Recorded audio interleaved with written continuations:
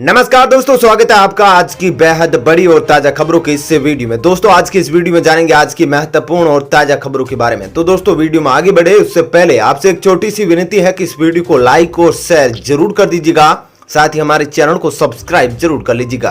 वहीं पर दोस्तों वीडियो में आगे बढ़े उससे पहले आपके जनरल नॉलेज में वृद्धि के लिए आपसे एक प्रश्न पूछना चाहते हैं।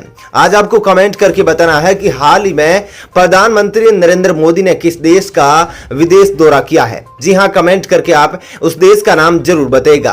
तो चलिए दोस्तों एक एक करके सभी बड़ी खबरों के बारे में विस्तार से जानते हैं। पहली खबर, कोविन पोर्टल हुआ अपग्रेड, 1 अप्रैल से डेली 1 करोड़ रजिस्ट्रेशन हो सकेंगे एक्सेप्ट।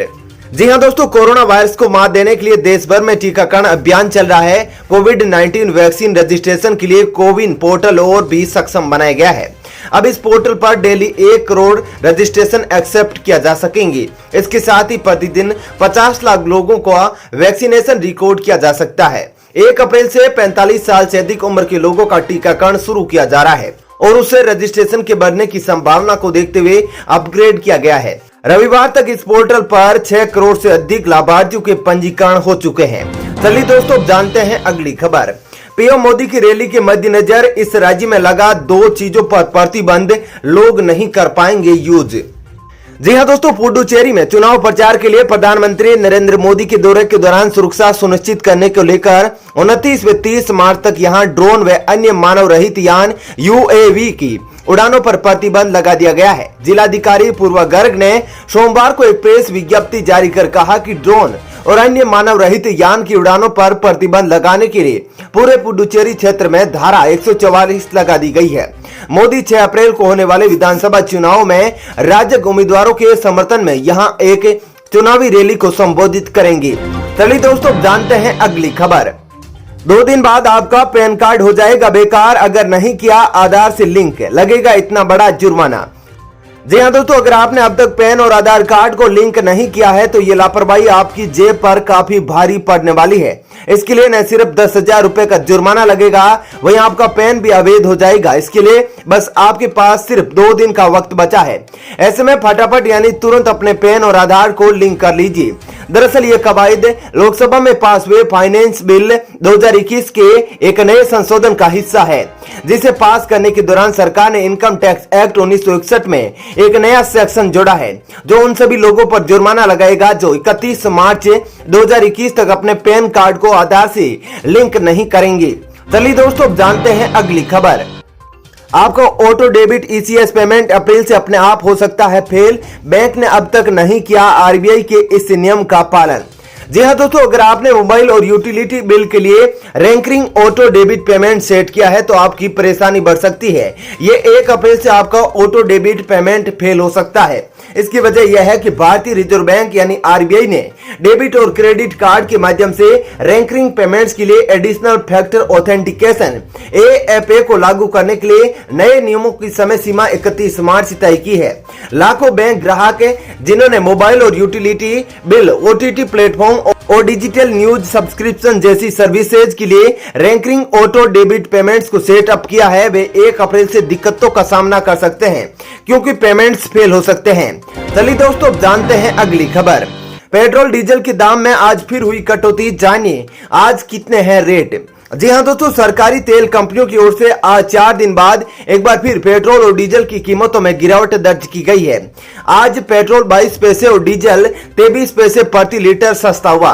इस कटौती के बाद दिल्ली में मंगलवार को पेट्रोल का दाम 90 रुपए 56 पैसे जबकि डीजल का दाम 80 रुपए 87 पैसे प्रति लीटर है। वहीं पर मुंबई में पेट्रोल की कीमत 96.98 रुपए और डीजल की कीमत 87 रुपए 96 पैसे प्रति लीटर है। बता दें कि इससे पहले 24 और 25 मार्च को पेट्रोल डीजल सस्ता हुआ था। इन 2 दिनों की कटौती से दिल्ली में पेट्रोल 39 पैसे और डीजल 37 पैसे सस्ता हुआ था। बता दें कि रोजाना सुबह 6 बजे पेट्रोल और डीजल की कीमतों में बदलाव होता है। चलिए दोस्तों जानते हैं अगली खबर। सोना खरीदारों के लिए अच्छी खबर, भाव 45,000 से पहुंचा नीचे, उच्चतम स्तर से 12,000 रुपए है सस्ता। जी हाँ दोस्तों, आज मंगलवार है और होली के बाद आज से नए कारोबारी हफ्ते की शुरुआत होने जा रही है। होली से पहले सोने की कीमत में गिरावट का दौर जारी है। फिलहाल सोना 44,000 रुपए के दायरे में घूम रहा है। सोना ही नहीं बल्कि चांदी की कीमत में भी 12,000 रुपए से ज्यादा की गिरावट आई है। जानकारों की माने तो सोना खरीदारों के लिए फिलहाल इससे बढ़िया मौका और नहीं हो सकता। अभी तक 44,000 रुपए के दायरे में घूम रहा है। वहीं पर होली से पहले इस हफ्ते के आखिरी कारोबारी दिन शुक्रवार को दिल्ली सराफा बाजार में सोना 147 रुपए घटकर 44,081 रुपए प्रति 10 ग्राम पर रह गया था, जबकि गुरुवार को सोना 44,228 रुपए प्रति 10 ग्राम पर बंद हुआ था। वहीं पर चांदी 1,036 रुपए की बढ़त के साथ 64,276 रुपए प्रति किलोग्राम हो गई थी। गुरुवार को चांदी 63,240 रुपए प्रति किलोग्राम पर बंद हुई थी। चलिए दोस्तों जानते हैं अगली खबर। महाराष्ट्र के सीएम उद्धव पाबंदियां लगाने को राजी, एनसीपी बोली हम जोखिम नहीं ले सकते। जी हां दोस्तों, उद्धव ठाकरे का कहना है कि अगर राज्य के लोग लगातार लापरवाही जारी रखेंगे तो पाबंदियों जैसी स्थिति से गुजरना पड़ेगा। इस पर महाराष्ट्र सरकार में मंत्री और एनसीपी नेता नवाब मलिक ने कहा कि हम लॉकडाउन जैसा जोखिम उठाने की स्थिति में नहीं है। हमने सीएम से और विकल्पों पर विचार करने के लिए कहा है। महामारी के बढ़ते मामलों पर उन्होंने अधिकारियों से लॉकडाउन की तैयारी करने को कहा है।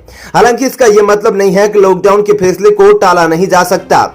अगर लोग कोरोना के नियमों का पालन करेंगे तो इससे बचा जा सकता है। चलिए दोस्तों अब जानते हैं अगली खबर। हार्ट ऑफ एशिया सम्मेलन में आज भाग लेंगे भारत और पाकिस्तान के विदेश मंत्री। जी हां दोस्तों, पाकिस्तान के प्रधानमंत्री इमरान खान और पाकिस्तान के सेना प्रमुख जनरल कमर जावेद बाजवा के सकारात्मक बयानों के बाद दोनों देशों के विदेश मंत्रियों की एक बैठक में शामिल होंगे। हालांकि दोनों विदेश मंत्रियों की द्विपक्षीय मुलाकात तय नहीं है, लेकिन अचानक की मुलाकात से इनकार नहीं किया जा रहा है। याद दिला दे कि सीमा पर युद्ध विराम की बहाली और भारत पाक सिंधु जल आयोग की दिल्ली में बैठक के बाद यह बैठक होने जा रही है, जहां भारत पाक विदेश मंत्री मौजूद रहेंगे। चलिए दोस्तों जानते हैं अगली खबर। कर्नाटक में अगले 15 दिनों तक रैली और धरना प्रदर्शन पर रहेगी पाबंदी।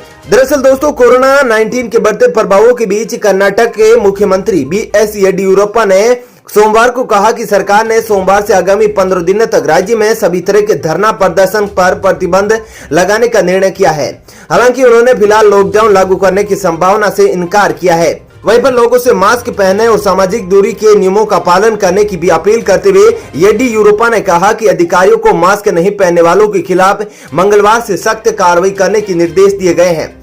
मुख्यमंत्री ने सोमवार को बेंगलुरु शहर समेत अन्य महत्वपूर्ण जिलों में कोविड-19 महामारी की स्थिति की समीक्षा की। इस दौरान राज्य सरकार के वरिष्ठ मंत्री व अधिकारी भी मौजूद रहे। चलिए दोस्तों जानते हैं अगली खबर। दुनिया की सबसे सस्ती इलेक्ट्रिक बाइक 20 पैसे प्रति किलोमीटर का आएगा खर्च, सिंगल चार्ज से चलेगी 60 किलोमीटर। जी हां दोस्तों, कोरोना महामारी के बाद भारतीय बाजार में इलेक्ट्रिक वाहनों की डिमांड और तेजी से बढ़ती जा रही है। ज्यादातर वाहन निर्माता कंपनियां इस सेगमेंट में अपने वाहनों को पेश करने में लगे हुए हैं। सस्ते फोन और सस्ते LED टेलीविजन के बाद अब डिटेल इंडिया ने इलेक्ट्रिक 2 व्हीलर भारतीय बाजार में लॉन्च कर दिया है। बेहद ही आकर्षक लुक और दमदार इलेक्ट्रिक मोटर वाली इस बाइक यानी मोपेड की शुरुआती कीमत महज 19,999 रुपए है। कंपनी का दावा है कि इससे इलेक्ट्रिक 2 व्हीलर से सफर करने पर महज 20 पैसे प्रति किलोमीटर का खर्च आएगा। चलिए दोस्तों जानते हैं अगली खबर। वर्ल्ड चैंपियनशिप का फाइनल भी कोरोना से प्रभावित गेंदबाजों को होगा बड़ा नुकसान। जी हां दोस्तों, वर्ल्ड टेस्ट चैंपियनशिप का फाइनल 18 से 22 जून तक इंग्लैंड में होना है। इससे भारत और न्यूजीलैंड आमने सामने होंगे। भारतीय टीम वर्ल्ड टेस्ट चैंपियनशिप की अंक तालिका में टॉप पर रही थी, लेकिन आईसीसी के एक निर्णय से यह फाइनल मैच प्रभावित होगा। पिछले साल जून में आईसीसी ने कोविड-19 को देखते हुए कुछ पाबंदियां लगाई थी, उसे बढ़ाकर जुलाई तक कर दिया गया है। चलिए दोस्तों जानते हैं अगली खबर। भूपेश बघेल देश की ताकतवर हस्तियों में 26वें नंबर पर पहुंचे, केजरीवाल समेत इन दिग्गजों को छोड़ा पीछे। जी हां दोस्तों, छत्तीसगढ़ के मुख्यमंत्री भूपेश बघेल ने देश की 100 ताकतवर हस्तियों में जगह बनाई है। उन्हें देश की सबसे ताकतवर हस्तियों में 26वें नंबर पर रखा गया है। सूची में पहले नंबर पर पीएम मोदी, दूसरे पर गृह मंत्री अमित शाह और तीसरे नंबर पर आरएसएस प्रमुख मोहन भागवत का नाम शामिल है। खास बात यह है कि भूपेश बघेल छत्तीसगढ़ जैसे छोटे राज्य के सीएम होने के बावजूद बिहार के सीएम नीतीश कुमार, दिल्ली के सीएम अरविंद केजरीवाल और केंद्रीय मंत्री स्मृति ईरानी से भी लोकप्रियता में आगे हैं। भूपेश बघेल को यह मुकाम ग्रामीण अर्थव्यवस्था पर फोकस करने वाली नीतियों को साकार करने में मिला है। चलिए दोस्तों जानते हैं अगली खबर। टैक्स बचत निवेश के लिए बचे हैं सिर्फ 2 दिन, जाने निवेश के अलावा किन उपायों से मिलेगा फायदा। जी हां दोस्तों, वित्त वर्ष 2020-21 के खत्म होने से पहले आखिरी 2 दिन में ऑनलाइन प्रोसेस के जरिए टैक्स सेविंग प्लान में निवेश कर अपनी देनदारियों को कम किया जा सकता है। आइए जानते हैं कि निवेश के अलावा किन उपायों के जरिए इनकम टैक्स छूट का लाभ लिया जा सकता है। चलिए दोस्तों, फिलहाल इस वीडियो में इतना ही। ऐसी ही खबरें देखते रहने के लिए आप हमारे चैनल को सब्सक्राइब कर लीजिएगा, साथ ही इस वीडियो को लाइक और शेयर भी जरूर कीजिएगा। धन्यवाद।